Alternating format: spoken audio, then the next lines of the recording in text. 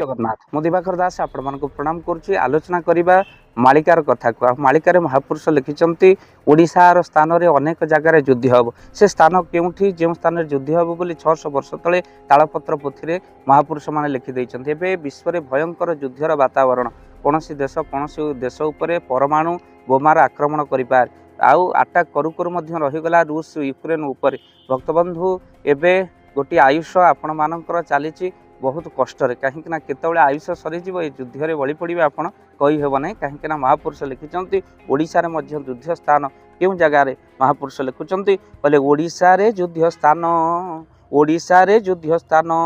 कटकरु चौद्वारटी जान लो जाई फूल तही बहिबर कत पुण तही बहिबर कत पुण ओडिशार युद्ध स्थान हूँ कटकरु चौद्वार जो स्थान से रक्त नदी बहिब चौद्वार पुणी महापुरुष लिखिंट कटकर कथा कहले सारला करिवे कुटल बउल कटके लागिब गोल कालिया बोदारु 12 हाथ खंडा बाहर से ही बेल विराट गादी जो रही आउ से स्थान कटक एपटे क कहले जल क कहले जल मझिर ट हूँ स्थल भाग एपटे महानदी एपटे काठजोड़ी मझिर स्थल भाग कटक जो अनेक बटवृक्ष थाए से जगह हूँ कटक 1000 वर्ष पुराणा सहर में भयंकर युद्ध हम आ सहित रक्तर नदी बहिम महापुरुष कहते खाली से न कहले जोबरारु जे जटणी एहा मध्य गोल होइब पुणी लो जाई फूल से दैत्य भांगिबे जे धरणी दैत्य भांगिबे जे धरणी दुष्ट माने आसबे दैत्य माने धरणी भांगिबे अर्थात भयंकर युद्ध रे ये पृथ्वी कंपिब आउ महापुरुष कहते खाली से नुह ये समय कहले अलौकिक लीला करिवे देवी झंकड़वासी पद्म भक्त देखी उल्लास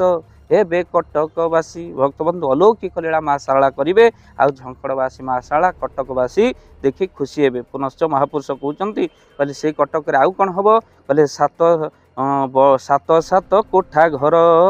सात सात कोठा घर पोड़ी जली हेब किनार खारा लो जाई फूल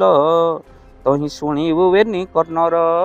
तुही शुणीबु बेनी कर्णर से कटक माटी रे बड़ बड़ कोठा घर पोड़ी जली हेब किनार खार अर्थात निकट में आपण मानकर अनेक हस्पिटाल निया लगे सहित मल कारखाना जो भाई भाव में जली जाऊँगी महापुरुष लिखुंट यही अघटन कटक सहर में घटब आउ अनेक घटना कटक माटी रे हब पुनश्च भूमिकंप भुवनेश्वर कटक स्थान महापुरुष लिखिंट 42 मजिया कटक स्थान जे भूमिकंप स्थान बोली लिखिंट आगत भविष्य कथा महापुरुष कहती मालिका केते सत केते मिछ समय कहब किंतु कटक रे क्यों घटना घटब आमे माने कहलु चैनल रे जदि नुआ एमती मालिका कथा को सुनिया पाई आपण चैनल को सब्सक्राइब करंतु आ वीडियो को बहुमात्रा शेयर करंतु मालिकार कथा कटक रे बहु घटना घटब शाला को भक्त माने दर्शन करेंगे माँ कृपा लाभ करेंगे कि चेतुआ भक्त जो मैंने से मुक्ति पाइबे कहीं भक्त मैंने जीक अच्छा मोर भक्त जेते नर शुभ अशुभ नाई तार जे मोर चरण चिंत संसार तार भय ना तार किसी भी भय न थाए जो मैंने भगवान चरण चिंता करती जय जगन्नाथ जय पंचशखी।